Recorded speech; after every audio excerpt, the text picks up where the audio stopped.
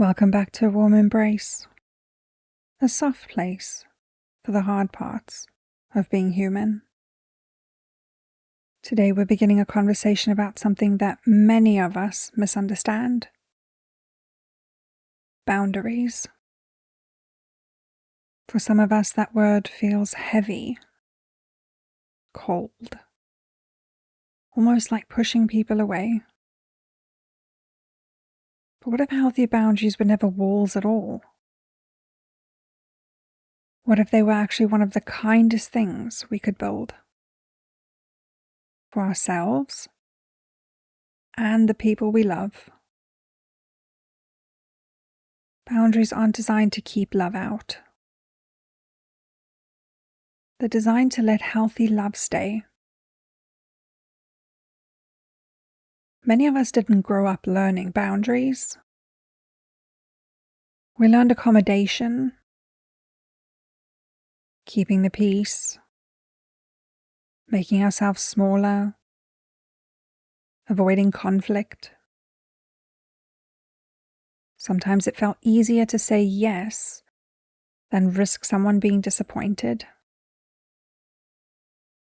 So boundaries can feel less like protection and more like rejection. I like to imagine a home. A wall keeps everyone out. A healthy boundary is more like a gate. It opens, it closes, it allows people in, but only when it's safe to do so. Boundaries aren't about isolation. They're about intention. People often think boundaries are about controlling someone else's behavior. But healthy boundaries aren't, you have to stop doing this. What they are is, if this continues, this is what I will do. They're about our behavior, not someone else's. Because the only person we can truly control is ourselves. Healthy boundaries don't ask someone else to change.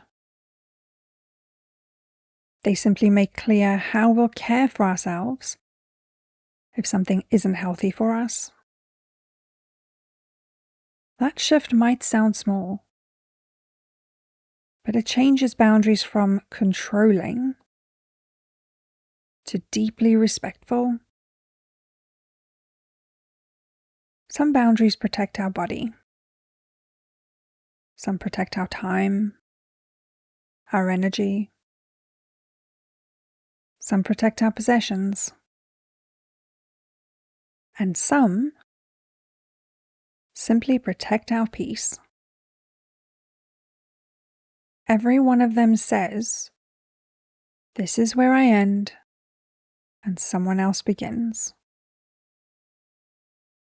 If someone has always had unlimited access to you, your new boundary can feel surprising. Not because it's wrong, because it's different. People often adapt. But first, they notice the change. Sometimes they may even push back. Not because your boundary is unreasonable, but because the relationship is adjusting to something unfamiliar. That doesn't automatically mean you've done anything wrong.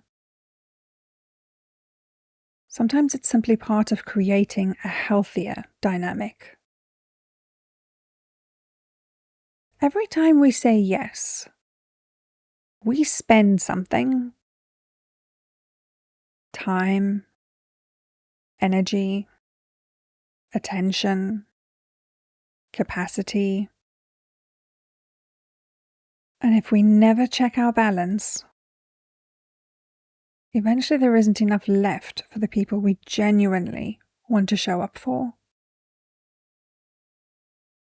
Boundaries aren't there to stop us giving. They're there to help us give from a place of fullness rather than exhaustion. Because when we protect our energy, we aren't loving people less. We're making sure we still have something genuine to give. Let's pause here for a moment.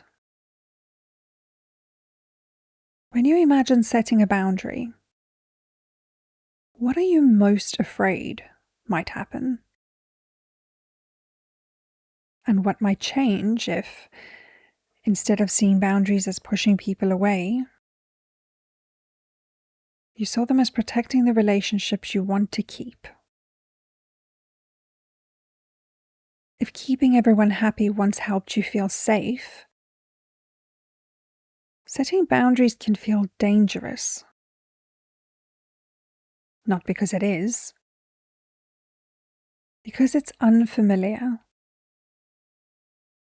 Your body is learning a new definition of safety. Healthy boundaries don't push people away. They create relationships where everyone knows how to love each other well. The strongest relationships aren't built without boundaries. They're strengthened because of them. Thank you for listening to A Warm Embrace. Take what lands, leave what doesn't, and be kind to yourself today. I'll see you next week.